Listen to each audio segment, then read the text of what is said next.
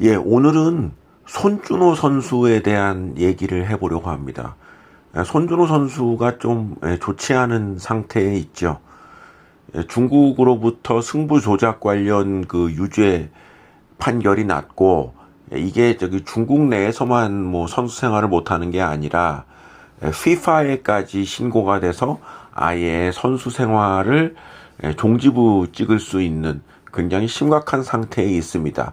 물론 손준호 선수는 이 판결 이후에 기자회견에서 자신의 의사를 밝혔는데, 실제로 20만 위엔을 수령한 것은 본인도 인정을 했기 때문에 국내 여론도 좋지 않은 것이 사실입니다.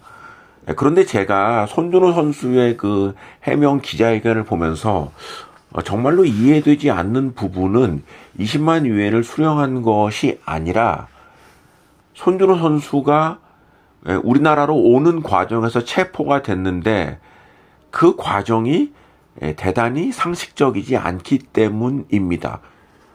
손준호 선수는 산둥 타이산이라는 팀에서 뛰었습니다. 산둥 타이산은 산둥성에 있는 프로축구 팀인데요. 어디에 소재해 있냐면 진안이라는 시에 있는 팀입니다. 그러니까 진안에서 선수 활동을 했던 것이죠. 당연히 진안이 우리나라와 직항이 연결되어 있는 곳입니다. 그러면 우리나라로 오는 과정에서 체포가 됐다면 진안 공항에서 뭐 체포가 됐다, 이렇다 그러면은 뭐 이해가 될 텐데, 손준호 선수는 중국 상해에 있는 홍차오 공항에서 체포가 됐습니다. 근데 이 부분에 대해서 국내 언론이 별 의심을 갖지 않는데, 진안과 상해는 무려 850km가 넘는 굉장히 먼 거리입니다. 근데 진안에 있는 손준호 선수가 왜 상해 홍차오 공항에서 체포가 되었는가? 저는 이 부분이 굉장히 석연치가 않습니다. 손준호 선수의 그 발표에 의하면 오전에 진안에 있는 공항에서 비행기를 타려고 했는데 뭐 아이들 문제 때문에 비행기를 못 탔다. 그래서 상해 홍차오 공항으로 왔다는 얘기인데요. 그러니까 진안에 있는 공항에서 비행기를 못 탔다고 한다면, 그리고 한국을 빨리 오고 싶어 했다면, 우리나라와 항공 노선이 가장 많고 거리가 가장 가까운 같은 산동성에 있는 칭다오로 갔으면 될 일이었습니다. 진안에서 칭다오는 고속철로 1시간 정도가 걸리고, 칭다오에서 비행기를 탔다 그러면 역시 1시간 이내에 우리나라에 도착할 수 있는, 그리고 항공 노선도 가장 많습니다.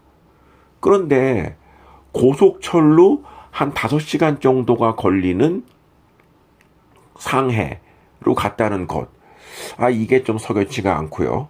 그리고 상해에는 공항이 2개가 있습니다. 푸둥공항이 있고 이번에 손준호 선수가 체포된 홍차오 공항이 있는데, 우리식으로 얘기한다면 푸둥공항은 인천공항 같은 공항이고요. 홍차오 공항은 김포공항 같은 공항입니다.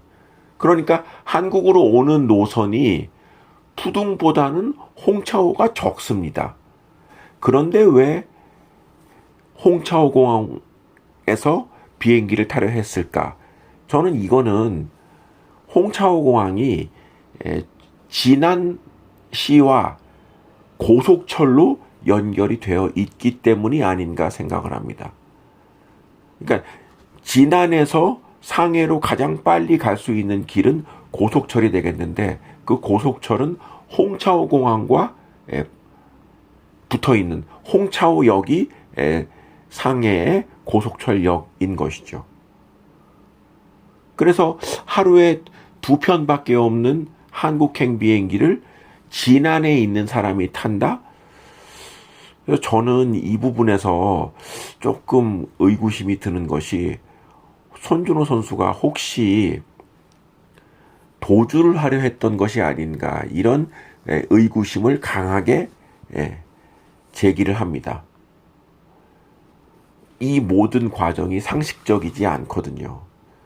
근데 결론적으로 얘기해서 손준호 선수는 우리나라를 오고자 했던 날 홍차오 공항에서 체포가 되었습니다. 그렇다고 한다면 손준호 선수는 이미 출국 금지 상태에 있는 것은 맞는 것 같습니다.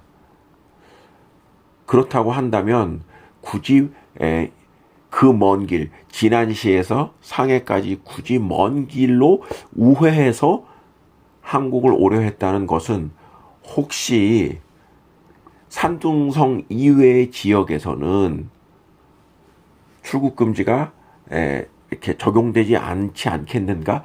그런 생각을 하지 않았는가라는 대단히 강력한 의구심이 들 수밖에 없는 것이죠. 우리나라 언론에서는 크게 얘기하지 않고 오늘 지금 제가 강조하는 것이지만 진안시에 있는 사람이 한국에 올 때 상해까지 가서 한국행 비행기를 타는 경우는 그야말로 없거든요.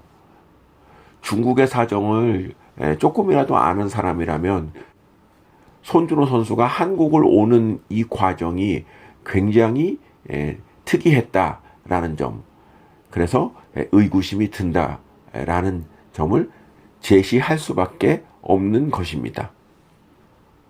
더더군다나 손준호 선수가 혼자 움직인 게 아니라 아이를 동반한 가족들과 움직였다라는 점에서 봤을 때 아이들을 데리고 800km가 넘는 상해까지 굳이 갔어야 했을까라는 점을 생각해 본다면 의구심은 더 커진다고 할 수 있겠습니다.